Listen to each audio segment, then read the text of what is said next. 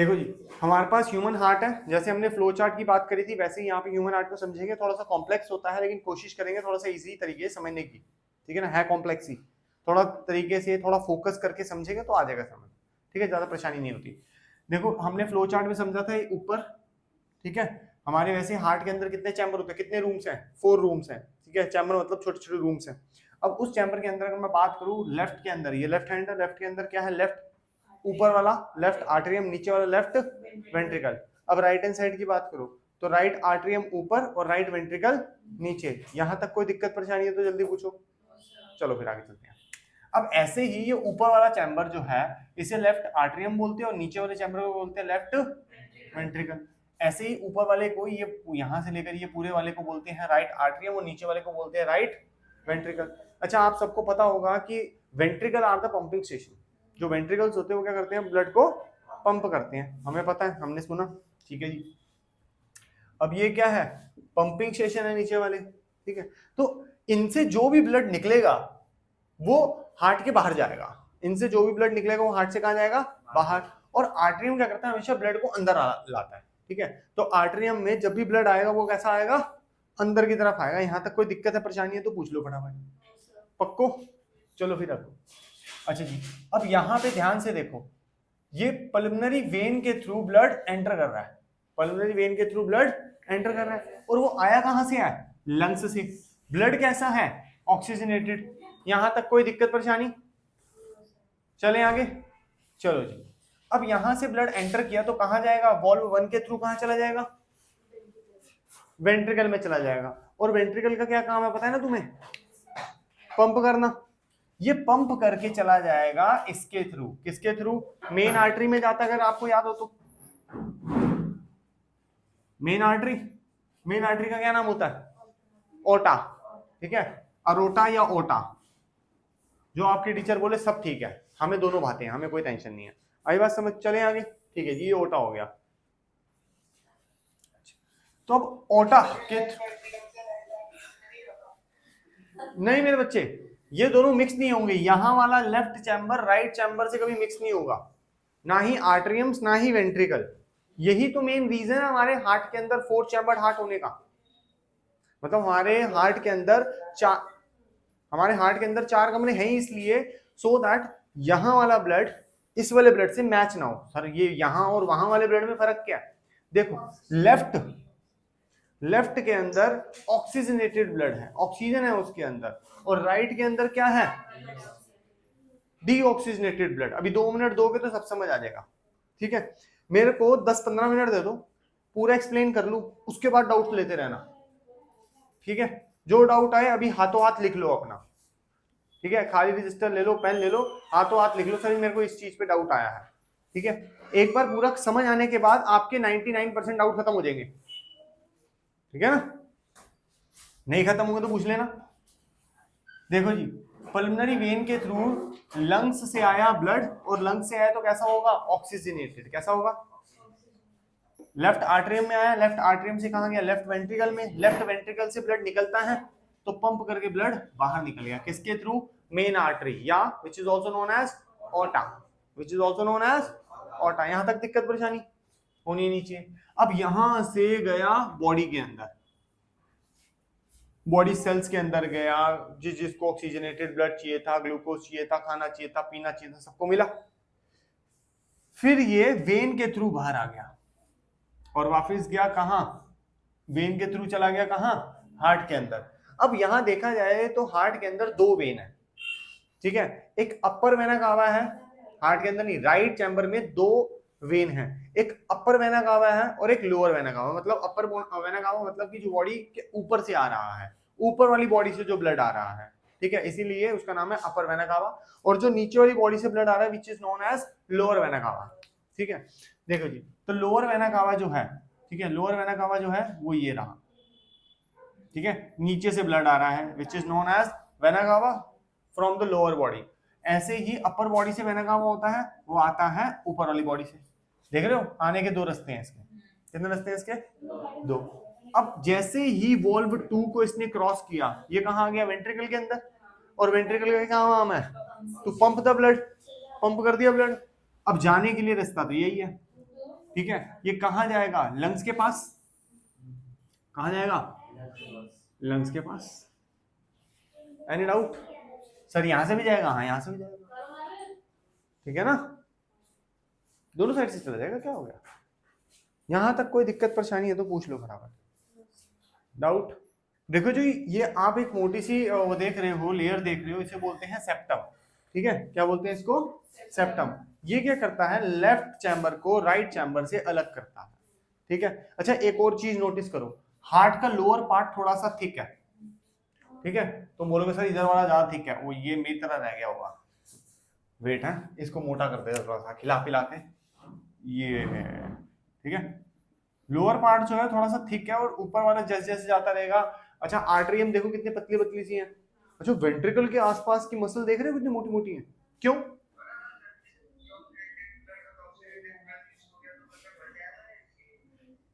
तो बेटा ये डॉक्टर बताता है वैसे, और इस केस को बोलते हैं कि हार्ट में छेद है। मैंने बात करी भी थी शायद एक आध दिन पहले। ठीक है, तो ऑक्सीजनेटेड ब्लड डीऑक्सीजनेटेड ब्लड के साथ मिक्स हो जाएगा, तो उस इंसान के अंदर एनर्जी लेवल जो है थोड़ा सा डाउन हो जाएगा।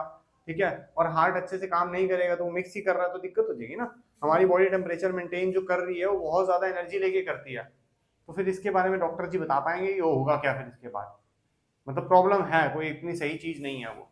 ठीक है ना, बता दूं था मैंने। यहां तक और कोई दिक्कत है तो पूछ लो। अच्छा ये मोटी है क्यों फिर भाई?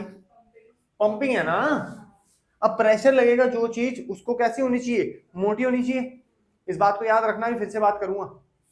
हाँ जी, वेंट्रिकल में क्या है? प्रेशर है। अगर प्रेशर वाली चीज की वॉल, प्रेशर वाली चीज की वॉल, दीवारें पतली होंगी तो वो तो टूट जाएगी, वो तो टूट जाएगी, क्रैक आ जाएगा, फट सकती है, खराब हो सकती है, नो डाउट।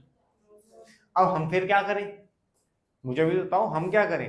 अरे हम एक काम कर सकते हैं, समझ सकते हैं इसको, कि अब अगर ये पंप कर रही है ब्लड को, तो ब्लड किसके थ्रू भेज रही है? ये ओटा मतलब आर्टरी, ओटा मतलब आर्टरी ना। अच्छा ऊपर देखो यहां पे, ये वेंट्रिकल ब्लड किसके थ्रू भेज रही है? आर्टरी। मतलब वेंट्रिकल से हमेशा क्या कनेक्टेड होती है? आर्टरी। क्यों? क्वेश्चन आता है why ventricles are always connected with the artery.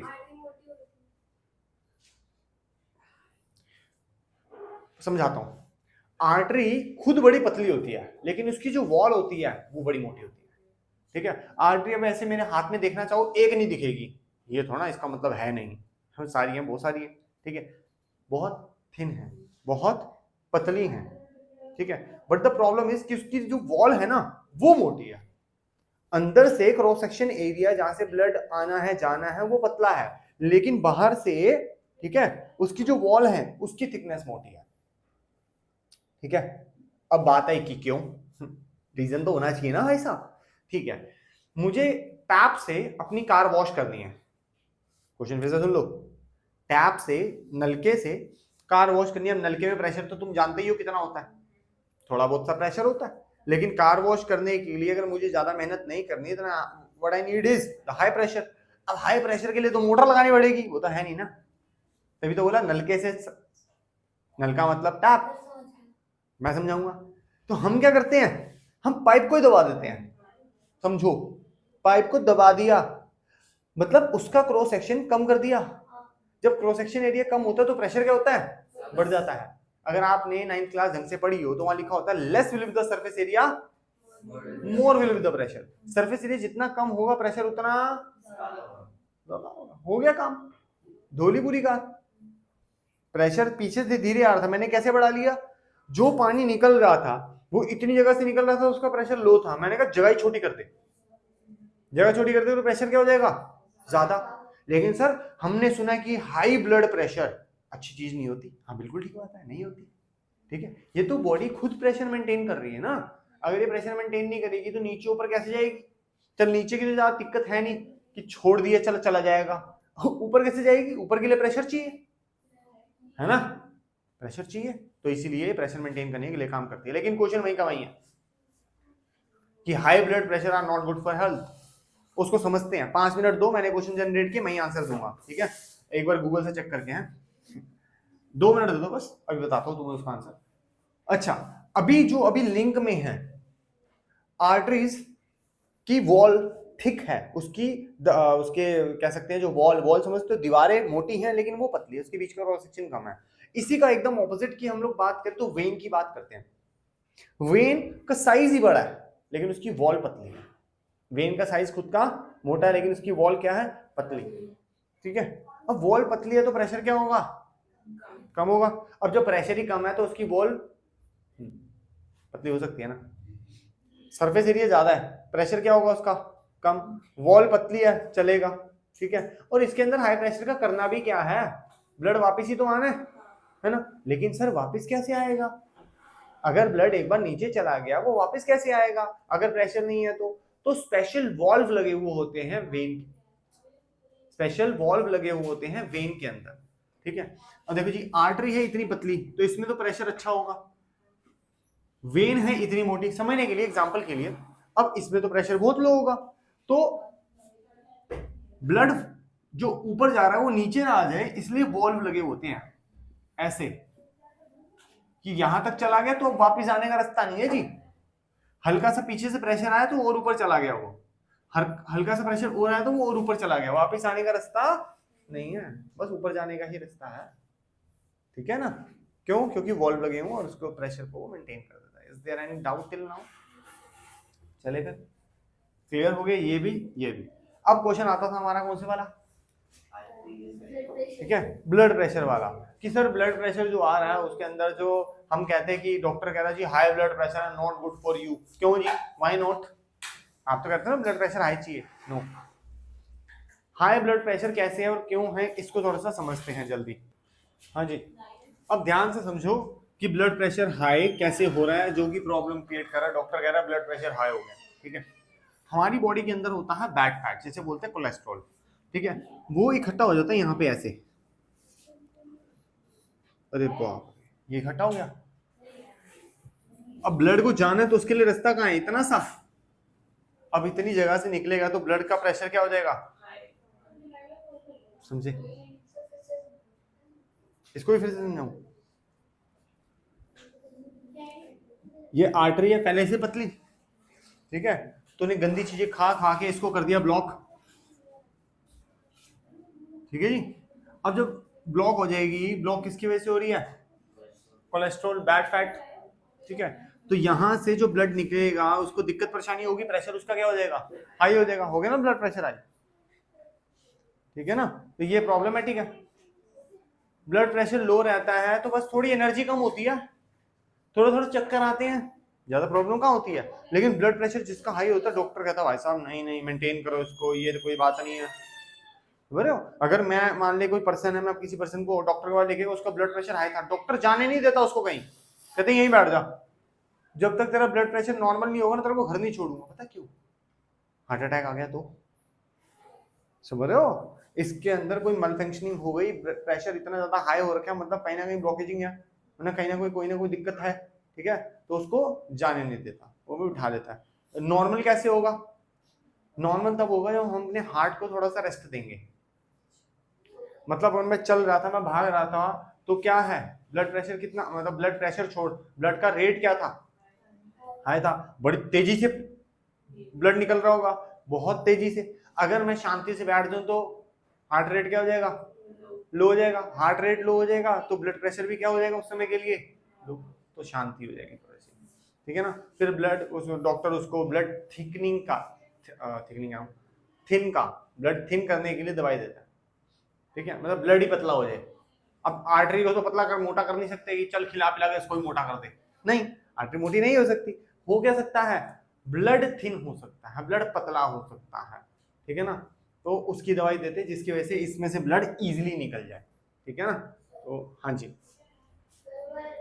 तो अभी हार्ट अटैक से या ऐसे ब्लॉकेजेस से हम कैसे बच सकते हैं। ठीक है, जो सन की रेडिएशंस हैं, ठीक है, वो इसको खत्म करने की पूरी पावर रखती हैं। ठीक है, आपने देखा होगा बाहर के जो लोग होते हैं वो सन बाथ लेते हैं।